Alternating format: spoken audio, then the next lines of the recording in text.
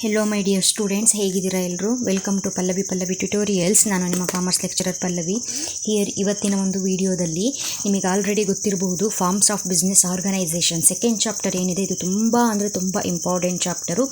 ಈ ಚಾಪ್ಟರ್ನ ಓದ್ಕೊಳ್ಳೋದ್ರಿಂದ ನೀವು maximum score ಮಾಡಬಹುದು. ಈ ಚಾಪ್ಟರ್ ಫುಲ್ಲು ನೀವು ಇದರಲ್ಲಿ ಯಾವುದೇ ಒಂದು ಕಾನ್ಸೆಪ್ಟನ್ನು ಕೂಡ ಸ್ಕಿಪ್ ಮಾಡದೆ ಕರೆಕ್ಟಾಗಿ ಓದ್ಕೊಂಡ್ರೆ ನಿಮಗೆ section C, section D, practical oriented 1 mark 2 marks ಎಲ್ಲದಕ್ಕೂ ಕೂಡ ತುಂಬ ಹೆಲ್ಪ್ ಆಗುತ್ತೆ.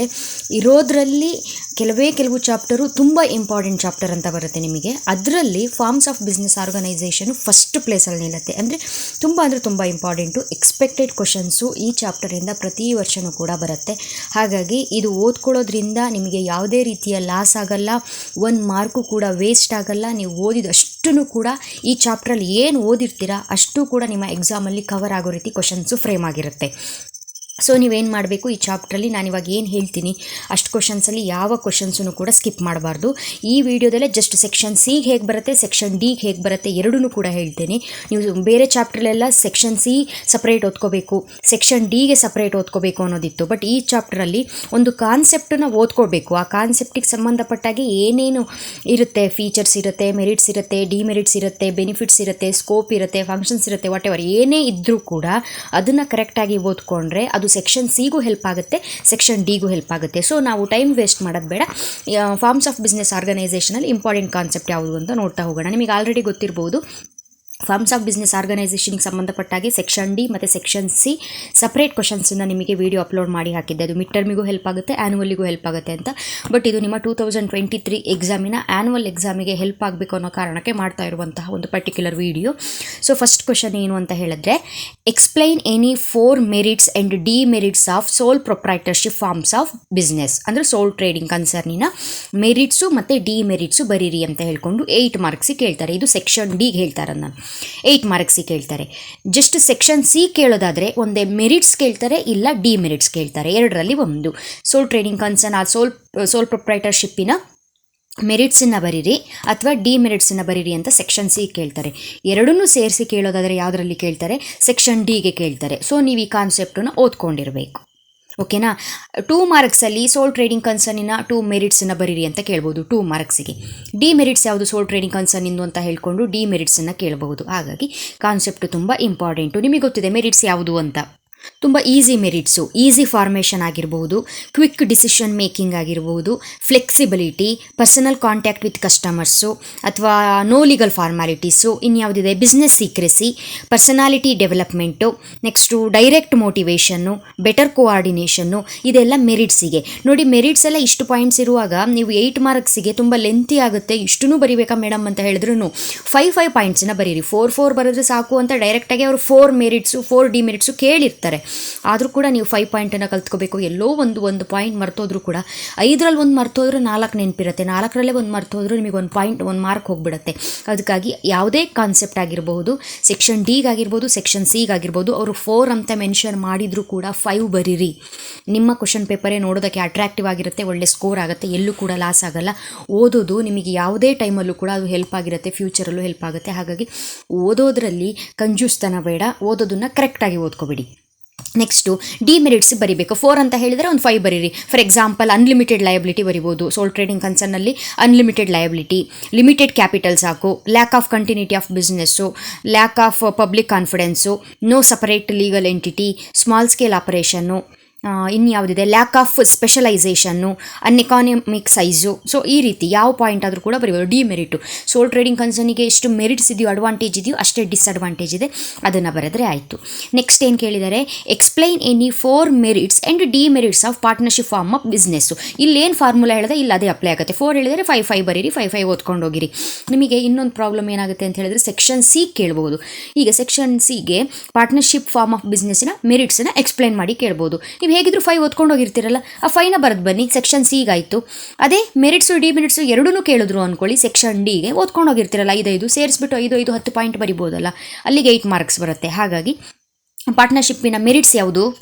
Easy to form, more funds, sharing risk, secrecy. ಇದು 4 ಮೆರಿಟ್ಸು, ಪಾರ್ಟ್ನರ್ಶಿಪ್ಪಿನ ಮೆರಿಟ್ಸು. ಡಿಮೆರಿಟ್ಸ್ ಹೇಳೋದಾದರೆ ಲಿಮಿಟೆಡ್ ಕ್ಯಾಪಿಟಲ್ಲು, ಪಾರ್ಟ್ನರ್ಶಿಪ್ಪಿನ demerits limited capital, lack of continuity of business, lack of public confidence, unlimited liability. ಹೌದಾ, ಇಷ್ಟು ಪಾಯಿಂಟ್ಸನ್ನು ನೀವು ಡಿಮೆರಿಟ್ಸಿಗೆ ಬರಿಬೋದು. ಸೊ ಇದು important. Next explain the types of cooperative society. Types important, merits important, demerits important. Cooperative society ಕಾನ್ಸೆಪ್ಟೇ important. What is cooperative, what you mean by cooperative societies ಕೇಳ್ತಾರೆ, 2 ಮಾರ್ಕ್ಸಿಗೂ ಕೇಳ್ತಾರೆ, important. What you mean by partnership ಇದು ಕೂಡ ಕೇಳ್ತಾರೆ.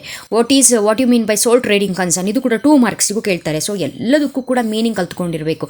ಸೋಲ್ trading concern, partnership, cooperative society, joint stock company ಎಲ್ಲದಕ್ಕೂ ಕೂಡ ಏನು ಮಾಡಿರಬೇಕು, ಮೀನಿಂಗ್ನ ಕಲ್ತ್ಕೊಂಡೇ ಇರಬೇಕು. What you mean by joint stock company 2 ಮಾರ್ಕ್ಸಿಗೆ. ಹಾಗಾಗಿ ಹೇಳಿದ್ದು ಈ ಚಾಪ್ಟರ್ ತುಂಬ ಇಂಪಾರ್ಟೆಂಟ್ ಅಂತ. Types of cooperative society, ಮೆರಿಟ್ಸು demerits of merits demerits of cooperative societies, types of cooperative societies. Okay, merits ಏನು ಬರೀತೀರಾ?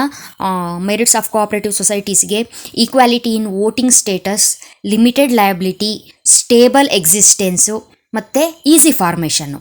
ಓಕೆನಾ, ಕೋಆಪರೇಟಿವ್ ಸೊಸೈಟಿದು. ಡಿಮೆರಿಟ್ಸ್ ಹೇಳೋದಾದರೆ ಕೋಆಪರೇಟಿವ್ ಸೊಸೈಟಿಯಲ್ಲಿ ಒಪಿನಿಯನ್ ಡಿಫ್ರೆನ್ಸಸ್ ಇರುತ್ತೆ. ಡಿಫ್ರೆನ್ಸಸ್ ಆಫ್ ಒಪಿನಿಯನ್ ಇರ್ಬೋದು, ರಿಸೋರ್ಸು ಲಿಮಿಟೆಡ್ ಆಗಿರುತ್ತೆ, limited resources, inefficiency in management ಮತ್ತು lack of secrecy ಜಾಸ್ತಿ ಇರಲ್ಲ ಕೋಆಪರೇಟಿವ್ ಸೊಸೈಟಿಯಲ್ಲಿ. ಸೀಕ್ರೆಟ್ ಎಲ್ಲ ಏನಾಗ್ಬಿಡುತ್ತೆ, ಡಿಸ್ಕ್ಲೋಸ್ ಆಗಿಬಿಡುತ್ತೆ, ರಿವೀಲ್ ಆಗಿಬಿಡುತ್ತೆ. ಹಾಗಾಗಿ ಲ್ಯಾಕ್ ಆಫ್ ಸೀಕ್ರೆಸಿ. ಇದು ಏನು merits demerits of cooperative societies. Next types ಹೇಳೋದಾದರೆ ಗೊತ್ತಿದೆ ನಿಮಗೆ ಯಾವ್ಯಾವ ಟೈಪ್ಸ್ ಇದೆ. Consumers cooperative societies, producers cooperative societies, farmers cooperative societies, marketing cooperative societies, credit cooperative societies, ಆಮೇಲೆ ಇನ್ಯಾವುದೇ ಕೋಆಪರೇಟಿವ್ ಹೌಸಿಂಗ್ ಸೊಸೈಟೀಸು. ಸೊ ಇದೆಲ್ಲ ಟೈಪ್ಸ್ ಆಫ್ ಕೋಆಪರೇಟಿವ್ ಸೊಸೈಟೀಸು. ನಿಮಗೆ ಇನ್ನೊಂದು ಇಲ್ಲಿ ಏನು ಟೈಪ್ಸ್ ಆಫ್ ಕೋಆಪರೇಟಿವ್ ಸೊಸೈಟಿಯಲ್ಲಿ 6 ಪಾಯಿಂಟ್ಸ್ ಸಿಗುತ್ತಲ್ವ ನಿಮಗೆ, ಅವ್ರು ಕೇಳಿರೋದು 8 ಮಾರ್ಕ್ಸಿಗೆ ಸೆಕ್ಷನ್ ಡಿಯಲ್ಲಿ. ಫಾರ್ ಎಕ್ಸಾಂಪಲ್ ಇವಾಗ ಟೈಪ್ಸ್ ಆಫ್ ಕೋಆಪರೇಟಿವ್ ಸೊಸೈಟಿ ಬರೀರಿ ಅಂದರೆ 6 ಟೈಪ್ಸ್ ಇದೆ, ಬಟ್ ಅಲ್ಲಿ ಕವರ್ ಆಗೋದು 8 ಮಾರ್ಕ್ಸು.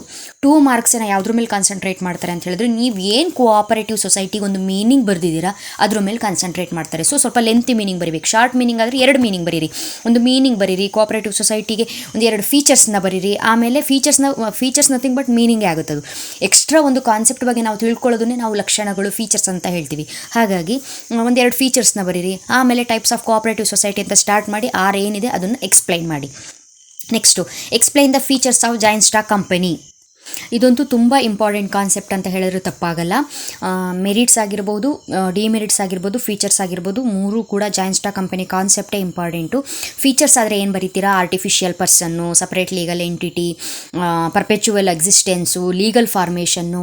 ನೆಕ್ಸ್ಟ್ ಯಾವುದಿದೆ? Common seal, association of persons, limited liability, transferability of shares, large capital, democratic management. ಬೇಕಾದಷ್ಟು ಪಾಯಿಂಟ್ಸ್ ಇದೆ. ನೀವು ಯಾವುದಾದ್ರೂ 8 ಪಾಯಿಂಟ್ಸನ್ನು ಬರೆದ್ರೆ ಸಾಕು. ಜಾಸ್ತಿ ಪಾಯಿಂಟ್ಸ್ ಇದೆ, 8 ಬರೆದ್ರೆ ಸಾಕು.